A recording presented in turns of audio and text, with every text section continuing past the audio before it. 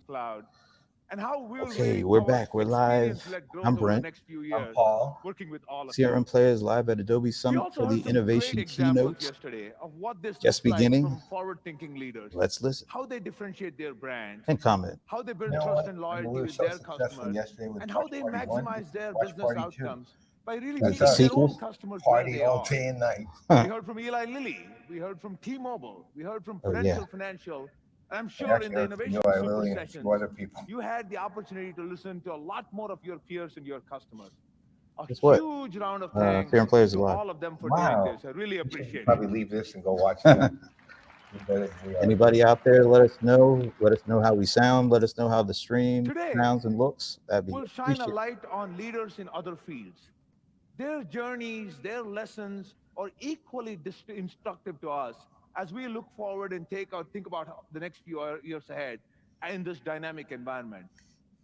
But before we dive into those sessions, we want to dive deeper into generative AI. Yesterday, our announcement in generative AI generated a lot of Why buzz. not? Everybody And else is, today we so want to I go why not? know. deeper and You talk know, about that generative thing makes me AI. sigh when I hear it, though. When It when hurts we talked about so generative much. AI yesterday, we said, look, along with data and with content, we know that AI and generative AI is foundational for achieving experience-led growth. You know, I read this It'll article where reshape somebody every actually aspect of attributed, what actually marketers said, do and creatives talk do. about hype when it In comes to marketing, whether generative it's AI. marketing He said planning, he thinks execution, it was more analysis, important than the it's internet, not just marketing content, that's Yeah, I than the remember somebody creating everything. else the said that internet. too. Yeah, But what a journeys, moron. audiences, Well, you wouldn't even campaigns, have this if you experiences, didn't That's the have whole point. This that. doesn't generative have AI has the money. potential to Right, transform Nothing every does exactly. aspect at of this point. marketing. So that guy's So now at basically saying, well, Adobe, it's more we important have a than life decade-plus on earth. track record Well, of you know, pioneering everybody is AI trying to get in on innovation. the. We call it Adobe God had Sensei. nothing on And these here's people. some of the features Generative that we AI. have done. Hundreds of features introduced across our products, delivered to you via the products But and you know, good to applications see of the each Adobe of these Experience companies Cloud. and their approach Each Yeah. of and them how focus they're on positioning helping you it, work and and I collaborate think and Adobe has transform a what you kind of do their own in new unique ways. way of positioning what they're doing. So We Yeah, see the generative point AI as is the next that natural yesterday they were evolution of what we've been doing with Sensei. creative, creative We made significant focused announcements at and Summit. creative Just to centric. recap a few of those, we So talked about Firefly the yesterday with approach to Adobe that, Creative Cloud. David introduced yeah, Firefly. We also talked about the Sensei generative AI services in the Adobe Experience Cloud, including our comprehensive vision to really help you build the co-pilot for you as marketers and creatives to increase your productivity, to amplify what you do from the first spark of creativity all the way through your customer journey. And we are putting it to work across all of our clouds today. From Adobe Firefly, which got a lot of buzz for the precision, cloud the is power, the speed, the ease to generate but high Firefly. quality images and putting stunning it text effects. We saw a lot working of those visuals across all of yesterday, our clouds today, and which from is safe Adobe for commercial Firefly, use. which The new involves Sensei Gen I AI think services from are Adobe natively integrated into Firefly, Experience not, Cloud and into and the then I'm sure there's going to workflows be a that two, or in like the the so that's what I applications that mean. we Sensei already use Wow. today, Gen AI. whether it's marketing copy generation, conversational I won't experiences, nitpick. audience and journey creation, caption generation. These were some of the services that we announced that are already going to be available in the next couple of quarters. But that is the framework for the next few years. So what we want to do today is really go into how we're going to do this. I do like. But I want to There's put it in art. the That's what I framework was of what we talking call about. our Art, AI ethics. accountability, How we can responsibility, and That's transparency. what responsibly it is. Yeah. bring AI to you All so that right. when you use our AI, Sensei AI, generative AI, built into our applications, built into our I like workflows, that they're stressing it this. Like, really you know, reflects all the the hype trust and kind of data you don't governance hear and about the this overall principles with that all the hype. I'm Adobe liking carries. that they're leading with this So with there are the Gen three AI. key areas we focus on. We call it accountability, responsibility, and transparency, art, the Yeah. art of AI ethics. And let me touch on each one of them. With accountability, we are committed to taking ownership of the impact of our work by having processes in place and making sure that there are resources dedicated to receiving and responding to your feedback and concerns from your customers. Ultimately, we are committed to advancing AI in an ethical, responsible, and inclusive manner. With responsibility, we will be responsible during every phase of designing, developing, deploying, and maintaining our AI systems through thoughtful evaluation and careful due diligence. You'll see that as you go through any of our sessions, as you go through all of these demos. And we are committed to making these experiences with Adobe's AI productive and efficient for you, with control and trusted governance capabilities in the hands of marketers and creatives. Finally, transparency. We are committed to being open about how I we feel a use little AI. unclear on We talked yesterday during the announcement about how that's how we have built it to be responsibility, commercially safe. meaning And we we're want to taking bring our responsibility customers to into the make our journey. That was product the good. idea of opening this up with You beta imagine. and really Well, working I with think you, it's our also that community, they're to used design and the right implement way, used AI for that good, not respects See, our I would customers' put that with preferences accountability. and your interests. no. And this I- is exactly I how guess we I'm a view the little future of generative vague AI on it, but when it I comes mean, to I the like the entire concept marketing of it, process. Maybe, have the clarity, I guess. So sometimes some I'm technology excited for us companies to give you a totally deeper look divorce at themselves all of from that. how their users So what I'm use going their to do now stuff. is to turn it over to It sounds Gina like they're not Castorende looking to for a do that. great demo of the potential of where this could go for marketers over the next couple of years. Gina, take it away. All right, demos. Thanks, Anil. Yeah. I'm excited to share the future of Adobe How's it Experience run? Cloud, where Adobe Sensei Gen AI is I like that integrated name. into each She's stage of the Angela. customer experience workflow. Actionable insights, audiences, content, campaigns, and journeys are all automatically generated, helping teams to deliver personalized experiences. I'm going to share this through the lens of a travel and hospitality company. Let's get started. Adobe Sensei Gen AI identifies This is a and great alerts demo the team to a new stage. travel Yeah, no trend. kidding. It's always on, sifting This through looks mounds great. of internal and external data. And it's trained on the context of the company's industry. It surfaces relevant trends and insights in the Experience Cloud as they become predictive. This trend summary indicates that one of the core audiences is beginning to take more trips alone. And these data stories are automatically created by Sensei Gen AI, detailing insights around the audience and making the data easy to understand. The marketer is guided along as they ask how they can best leverage this emerging trend. Sensei Gen AI is like a co-pilot, highlighting opportunities that drive more bookings, acquire new customers, and even guides product decisions based on usage. The factors driving these predictions take into account the company's context and key business goals. And once a selection is made, a new campaign plan is generated. It leverages the breadth of Adobe Experience Cloud end to end, turning insights into action. It looks nice the way they're presenting it. This bird's eye campaign content. view is created in the moment, along with the content and journey like to see- opportunities for this audience. I remember It creation includes a was tagline and a while ago. a look but at the you interconnected remember when programs do for that the thing over booking, lunch where on-trip, you and guys post build something in I mean, 20 just minutes. out of the audience. Sensei Gen These are AI obviously provides trained an demos at the same inspirational time, but they're foundation still for the marketing and interesting. creative Yeah. teams. But show us what it can And do it accelerates the organically. overall Just campaign plain vanilla process, organically, going how from easy it months is to to minutes. pull someone from the audience, let The them come marketer up is and guided, try has a to great and start, work with them. and wants to Let them come explore up and what try other to do something. audiences travel solo. That's probably one of those that's probably better at a In response, breakout. they see Yeah, these well, emerging yeah, audiences. because of what might go And digging wrong. Yeah. deeper, they want to Well, let's understand say- how likely they are to book. It's, And the I guess when you data got is like right at their 10,000 people sitting fingertips, so there. they can make an informed decision quickly. I'd love to Wanting to see less, but extend I know none their of marketing reach with these ever do that, audiences, just they because make these I'm selections so and generate a new worried plan. about that. But at the same Now, time, I'd all love of this is to happening pick- on the fly with I AI. bet they do that in the A like newly on generated the. Do they have an campaign exhibitor plan, floor? I don't recall. Yeah, I think content, they do actually. and journeys for this audiences. Yeah, I'm sure they're doing I just stuff want like to that pause for there. a I would moment guess. here, By there later today. and let's take this all in. Yeah. Because this is going to be a game changer. Adobe Sensei Gen AI will fundamentally transform how we do work, and for the better. It will help make teams more productive by giving them a head start. Now that we have our campaign plan, let's dig into the creative production What do you and have a think little is fun. more important? Here in Adobe Having Creative Cloud, this the best AI-generated data to content use with your Gen AI, or with having the Adobe best Gen Firefly AI gives the to creatives use an with whatever inspirational data you starting have? point. And it's served up with compliance checks for Well, brand, probably ethics, having the best Gen accessibility, AI, and because you're not intellectual always going property. to have the best data. With Adobe, Gen AI is generative going to AI drive is something. powerful, The and data it's is going also to reliable be used and on-brand as and fuel. accessible to all You audiences may not have with premium enterprise-grade fuel, trust. but you still have to get an The optimal marketer can result. play around with the designs and I mean, explore different it's great if you remixes can get for the additional best data all the inspiration. time, But if your This Gen is AI truly works well, it'll unlocking optimize my creativity design. for all here.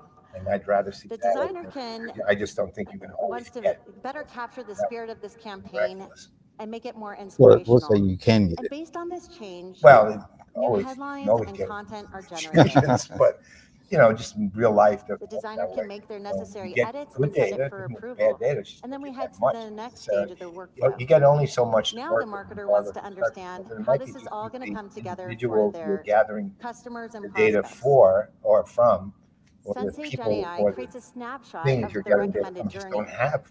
And that clicking much. into more details, the marketer Seems can like it's visualize the easier to engagement get touch points data and see where Yeah. the content will be mapped across channels. because everything you do They nowadays can even simulate a creates journey data. and, But I was just curious fine if tune it's it based on But to me, predicted as long as the performance. solution This is gives set to marketers the confidence to optimize know what you have, that and this it's campaign what I is would rather going to have. reach their targeted business goals. Because it'll optimize the best and it'll optimize Once the they've worst. made their tweaks, they can set it live. It'll be the best And once you the can campaign get. is launched, it'll be delivered across well, touch you think points about and personalized to Adobe each has individual as they engage a with the rich brand. data set from all the And things that real-time they data will do, start flowing in. and now they're And putting based this on on top of that it real-time data of the versus what all the campaign other coming ones are in, doing. the results will fuel the model for continuous training and to fuel future optimizations and insights. And the team is super excited about the positive results of this campaign, but they're always on the hunt for the next big thing. So when they see a new alert around sustainability, well, they're ready to Getting a dig lot of right thumbs in. up. What I've just shared is how Adobe Sensei Gen AI will fundamentally transform the customer experience workflow by making recommendations that are accessible and I mean, this is a actionable, good demo, but by it's providing very, an in effect, inspirational starting point for it's kind of creative process-driven and campaigns, technical. journeys, and In effect, experiences. it's not the And by visual is increasing nice. productivity You know what and it is? It's efficiencies and maybe for I don't teams know. throughout Maybe the enterprise. it's not Thank you. grabbing you. Right. It's informing you, Thank which is you, good. Gina. Very well. It's a good. Yeah. It shows the capability Thanks for a great of demo. what Really they're good attempting to representation do, of what will be but it's not possible exciting. across the Adobe It Experience doesn't like Cloud, draw you leveraging in, Sensei Gen AI but it does. services You as know, well as it Firefly. shows what So I it want to quickly does. build on Which what is Gina good. shared. Again, it was a good demo. It's just To wasn't accomplish like an end-to-end what was the customer demo, experience like you just saw, Tony you Prophet need did that reliable time. scale Oh, and yeah, when he was accuracy of the data hotel and that The drives Marriott, traveling, generative right? AI. In a Marriott demo, So with that was the Adobe best across the demo I've ever Experience seen in Cloud, my with the life. applications just you're what you using just today, said. with the Adobe We Experience actually remember platform, that, and that was like you have access to that pre-pandemic. Yeah. signal-rich data sets How that are often can required you for talk generative about a AI. demo? I mean, that And as a from 5 customer of years ago, Experience Cloud, you that can not only leverage all does the more than just goodness that inform he you. just shared, I mean, he had some humor but in you there. will Remember also that? benefit Well, from that's good. It everything was that him we will build Yeah. too. I mean, as the potential of I mean, generative he's no longer AI at Salesforce. takes hold over the next couple of He years. is a star. I mean, that guy is Okay, to go an deeper incredible on person. Adobe and generative AI, That's what Pega does take a well. look Yeah. behind the scenes. They How does this all incorporate work that today? What in. is a They little also more get the about the best technology? customer presenters I'm I've happy ever to seen. welcome Amit By Ahuja, far. who's by the Senior Vice President of Nobody's Products ever for been Adobe close. Experience Like Cloud. here, And we Amit saw will be in yesterday, conversation some with two of the our Lilly foremost discussion, technical which was experts, only Anjan exciting to Vamri, who's the protesters, Senior Vice President of and Engineering it was for very Adobe long. Experience Cloud, And and Eli Greenfield, again, who's the Chief you Technology get Officer your for absolute our point. digital media business. Get valuable Amit, over to information you. from these things. Yeah. But you know what? A year from now, I'm not going to remember a whole No. lot of it at all. I'll say, what's that do again? Right? Or what was that about? But Tony Prophet, 5 years later, we're still talking about a Marriott demo Tony Prophet did. And we remember it because it was so vital and so alive This and is electrifying. All And right. Well, thank you, and the Anil, actual and thank you, Gina. product Hopefully, everyone is enjoyed phenomenal. that demo. Yeah. It was absolutely fantastic. So thank you. I'm privileged, I'm honored to be with the two of you who are largely leading a lot of the technical efforts around what we've been discussing. So super excited to dive into how we're thinking about this, go a little bit deeper on what's been shared. Eli, maybe I start with you. I like We that. talked a lot Yeah. about Firefly with David, Shotnu, and Nil. This room He's very is sharp. full of Mhm. marketers as you look around. I think they are very interested to hear, what does Firefly mean to them? How do you think about that? Sure. Thanks, Amit. I mean, in short, it comes down to, from what the conversations we've had, is around content supply chain, right? What word we've been using. That seems to be a big emphasis. To go a little bit And deeper why on that, not? because Yeah. we're the technical people. Well, again, that's You distribution. know, Yeah. from the conversations we've had with Treating marketers and content developing like a technology good, and They're rolling this almost out actually into feel. the market. solving a problem Yeah. What that we hear, and every you all other know this, of company course, has is tremendous it's difficulty. all about Well, I like that the they're more treating it like it's a granular I a get physical to good. audience Like, how do segmentation we and get? personalization, I mean, that's the what name the of the game right pandemic now. showed is But it's from what we hear, you you know, need to everyone have is a limited fully essentially blown by supply the speed at chain which you can that create the not only content gets you to from the support click, that work. but actually get And you to so your front what's door when you're exciting about Gen expecting it. AI for And I everyone think that this is why they're you know, kind we of talked treating, to is which is in, really in, great. it in some promises of the to be a writing, massive writing productivity boost to conversations that I've creatives publicly had, and to I've always marketers said that in all of the both companies are having content problems creation, but with also content distribution. And I personalization said and even adaptation. Adobe hasn't really That's the solved excitement of it, they're right? But the solving it right fear, now. or at least the I mean, that's the problem thing. They are that we've literally heard from all the with conversations this. is It's the beginning great, of but the everybody out there has solution concerns to right it. now I about, wonder if you know, the they state of the technology brought today, the in state of the market, and whether it's supply an chain IP concern experts or a from, you licensing know, the concern or a legal traditional concern or, way to you know, kind you of name it. So put that everybody's excited thought about it, but they and can't expertise really dig to in yet. the So content supply chain. when we look at the You way the know, market's it would have going, been we a good think move. that I mean, this is I've how it known has some to of go. those It has guys to in evolve my past lives, so to to speak, address these concerns and for all of these people to be able they're to really use it smart, and and deliver they're on that very promise. And that's essentially what we've they done with know what's Firefly is universal primarily about focused on this no matter question what of era you're in, about the designing fact it to that be safe one for way or the other marketers. you're moving, I love you're that, and I you're love doing how you linked it. something We spent a lot of time yesterday actively talking about with content supply good chain. from one end I to think the another fit end, there is and they is know very, that very clear. So inside. thank you for that. Anjul, maybe I'll come to you. So Eli talked a bit about Firefly and the marketing aspect. We've also highlighted so much around the broader experience side of what Gina just showed. Maybe you can talk a little bit about how you think about Gen AI This more guy is broadly good at Yeah. in the context facilitating of this experience. conversation. He's Sure, keeping it. thank you. Yeah. Sure. Obviously, Gen AI is a very transformational Unusual, technology, and we are going to see the impact of these innovations everywhere, and including, like you said, in One thing how I will say customers about are going to Adobe, they're interact an with incredibly brands. smart company. Oh So yeah. maybe I mean, I'll the start with a intelligence level personal is among the top anecdote. charts. This Yep. is my experience with Chat GPT, which I'm sharing here because it highlights the benefits of Gen AI as well as where we still have to have work to do and things have to be beefed up. So my husband and I are trying to remodel our kitchen, and when I was given a task to come up with a plan, I thought I'm going to use ChatGPT as my Oh my virtual God. assistant. Hmm. So I asked When we remodeled ours, I ChatGPT don't to use pretend to be a ChatGPT. design consultant. And, strangely, artificial intelligence is very good about pretending, right? So there's a inception kind of a thing going on here. Sorry for the drift, but let me get back to my Not a drift, example. right on. So, It's actually we a great had insight. very good Artificial back and forth very conversation. And for the most part, right, ChatGPT really understood my preferences. I wanted a two-tone kitchen, so it recommended, the right cabinet colors, the lighting on the island, the flooring that goes with it, Hmm. Wow. appliances, That's where quite a should they be redesign. placed. So it got me like part of the way there, right? I think in the ideation part, it helped. I guess she's going for co-pilot. But then I also realized during this experience that That's a great story. there were parts where it was like Gen AI was missing that depth. And Again, what I mean by that is that even though I had maybe artificial 20 such everything's that crazy. conversation, that Yeah. interactions, Artificial intelligence likes to. it never really Great at pretending. connected every interaction about me or any of my touch points, any of those transactions. So the personal context about me was missing. Right. And it recommended like appliances and things like that, but the brand specific products Personal and recommendations were not weaved into that conversation. So the brand specific context was missing. And That's the entire done. conversation was Human pretty specific textual. context, not the brand. So, I It's not the brand couldn't really specific upload context. the picture of my kitchen. More context. There were no 2D, 3D maps, no colors. So it was all very textual.